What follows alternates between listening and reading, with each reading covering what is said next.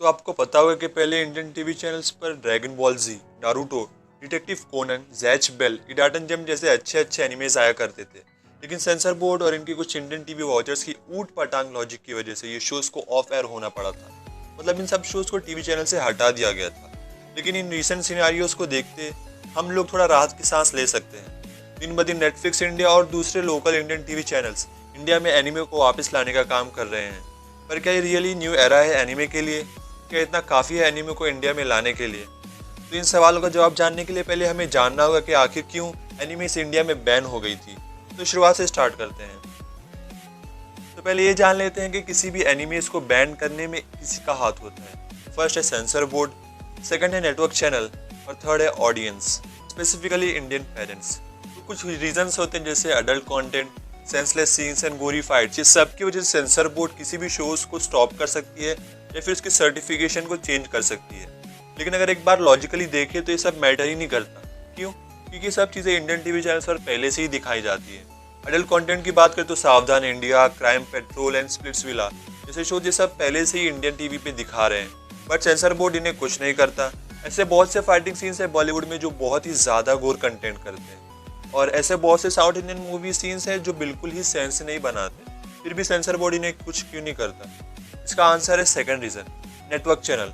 Due to Indian elements people ये shows को पसंद करते हैं। शोज भले कितने ही बिलो एवरेज ही क्यों ना हो, फेमस स्टार या फिर रिसेंट कंट्रोवर्सीज को कवर करें तो लोगों में एक तरह की क्रेज बन जाती है और लोग उस शोज को देखते हैं। तो भाई नेटवर्क चैनल जिससे अच्छा खासा पैसा कमाना है वो इस अपॉर्चुनिटी को कैसे छोड़ सकता है? ऐसे शोज जो बहुत ज़्यादा लोग देखते हैं वैसे शोज को ज़्यादा टाइम स्लॉट देना इन टीवी चैनल्स की फर्स्ट प्रायोरिटी रहती है। More TRP is equals to more time slots. लेकिन शोज को पॉपुलर बनाती है टीवी देखने वाले ऑडियंस। जब एनिमे की बारी आती है तब ऑडियंस, खासकर इंडियन पेरेंट्स, कहने लगते हैं कि एनिमे इज बोरिंग। बेटा एनिमे नहीं देखना चाहिए, इसमें गंदी चीज़ें रहती हैं। घर में बैठकर आप सावधान इंडिया के ये वाले लव मेकिंग सीन्स दे सकते हैं, बट एनिमे नहीं। एक ऑर्थोडॉक्स माइंडसेट की वजह से इंडियन पेरेंट्स एनिमे को ऐसा बोलते हैं, बट उन्हें खुद नहीं पता कि डेली सोप्स और क्राइम डीजल ये सब जो दिखाया जाता है इनमें इतना टॉक्सिक एलिमेंट है जो आपके बच्चे को क्या आपको भी बुरा बना सकती है।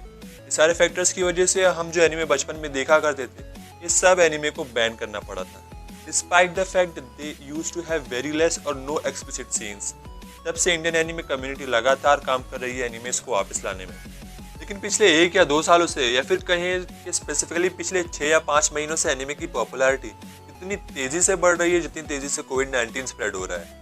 जो का साइड बट यही केस है, इंडिया में एनिमे की पॉपुलैरिटी का बढ़ना कोविड-19 से ही जुड़ा हुआ है। इस वायरस के डेडली इफेक्ट्स तो आपको पता ही होंगे। गवर्नमेंट ने भी देखा इन हालात को और लॉकडाउन का ऐलान कर दिया। अब इस लॉकडाउन में लोग बोर हो रहे थे तो लोगों ने सोचा कि चलो नेटफ्लिक्स या यूट्यूब पर वेलापंती करते हैं।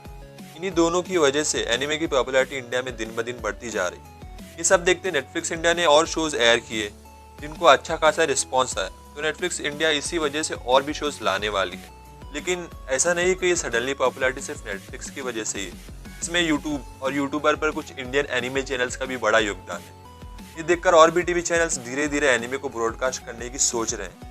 लेकिन अगर हम ये सोचकर बैठ जाएंगे कि भाई बस अब एनिमे वापस आ गया, अब तो कुछ करना ही नहीं है, बस बैठ के आराम से एनिमे देखना है, तो भाई आप गलत फहमी में जी रहे हैं। कि बहुत कम लोगों के पास ही नेटफ्लिक्स अकाउंट मौजूद है, तो नेटफ्लिक्स को बहुत ज़्यादा रेवेन्यू तो नहीं मिलेगा, बट हाँ इतना रेवेन्यू मिलेगा कि नेटफ्लिक्स इंडिया वाले दूसरे सीरीज को लाने के बारे में सोच सकते हैं। अब शुरुआत हो चुकी है, बस अब उस कॉज को सपोर्ट करना है।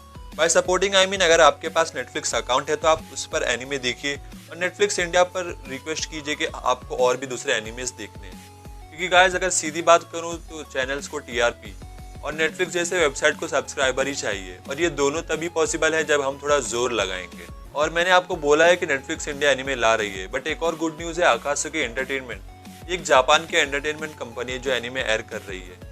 आई मीन उसने बोला है कि हिंदी, तमिल, तेलुगु, मराठी एंड बंगाली लैंग्वेजेस में एनिमे सीरीज लाने वाली है इंडिया में बाय द एंड ऑफ 2020। तो यार, और हाँ लोगों ने ये भी बोला है कि 6 एनिमे प्लान हो चुके हैं। तो ये जानकर आपको पता चल गया होगा कि थोड़ा सीन तो क्रिएट हो रहा है। वेल कुछ टीवी चैनल्स भी हैं लाइक हंगामा, डिज्नी एक्सडी, मार्वल एचक्यू जो करंटली एनिमे को एयर कर रहे हैं।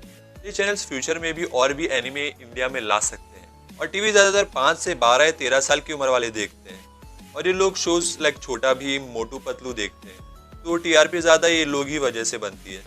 इसलिए मैं बोल रहा हूँ कि टीवी पर एनिमे ब्रॉडकास्ट करना थोड़ा मुश्किल है। थोड़ा मुश्किल, क्योंकि उनको जजट करनी पड़ती है, like censoring, review, TRP, dubbing, actors and etcetera.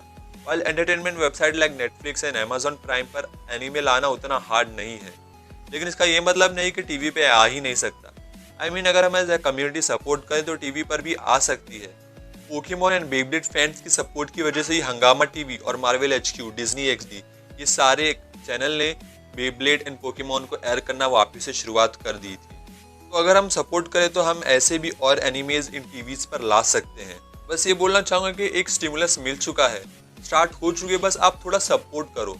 अगर अच्छा सपोर्ट मिला तो बहुत सारे animes and anime movie India में आ सकती है। व्हेन आई से support, it means getting a legal account on Netflix और अदर एंटरटेनमेंट साइट्स, और वहां जाकर आप रिक्वेस्ट करो कि हमको और भी एनिमेज चाहिए। जब इन वेबसाइट के यूजर्स और इन यूजर्स की रिक्वेस्ट बढ़ना स्टार्ट होगी तो ये लोग और एनिमे लाएंगे। एंड अगर हो सके तो वॉच हंगामा TV, Marvel HQ and Disney XD, क्योंकि ये चैनल्स भी एनिमेज को एयर कर रहे हैं। वीडियो एंड करने से पहले एक डाउट क्लियर करना चाहता हूँ। तो आप में से बहुत लोग सोच रहे हैं कि matured content like attack on Titan, demon slayer, Naruto etcetera, ये सब टीवी पर कैसे आ सकते हैं? तो यार सावधान इंडिया, स्प्लिट्सविला के अंदर अडल्ट सीन्स होने के बाद भी ये टीवी चैनल्स पर क्यों आते हैं? क्योंकि उनको ईआरपी चाहिए, और इसलिए शोज यूजी या पीजी होते हैं। अंडर गाइडेंस और पेरेंटल गाइडेंस होते हैं। अब भाई अकात्सुकी तो एनिमे डेडिकेटेड चैनल्स लॉन्च करने वाली है। अगर सेंसर बोर्ड बीच में टांग अड़ाएगा तो ये चैनल यूजी एंड पीजी करके शोज एयर करेंगे। आपको पता नहीं होगा, बट दूसरे कंट्रीज में चैनल्स होते हैं जो डेडिकेटेड होते हैं मैच्योर्ड ऑडियंस के लिए, लाइक TV14, TVPG एटसेट्रा। अकात्सुकी जब चैनल लॉन्च करेगी तो वो अपने शोज को यूजी एंड पीजी सर्टिफिकेशन देकर ही एयर करेगी। लेकिन पहले किड्स एनिमे आएंगे, फिर अगर बहुत बवाल हुआ तो अकात्सुकी एक और चैनल लॉन्च करेगा for just matured content. I hope आपका डाउट अभी क्लियर हो गया होगा। सो ये वीडियो को यहीं एंड करता हूँ। नेक्स्ट वीडियो एक रिकमेंडेशन वीडियो होने वाली है जो टॉप 5 शॉर्ट एनिमे के ऊपर होगी, जो मैं 2 या 3 दिन में अपलोड कर दूंगा। यार उम्मीद करता हूँ कि फिर मुलाकात होगी ऐसी ही वीडियोज़ में, but until then goodbye and take care.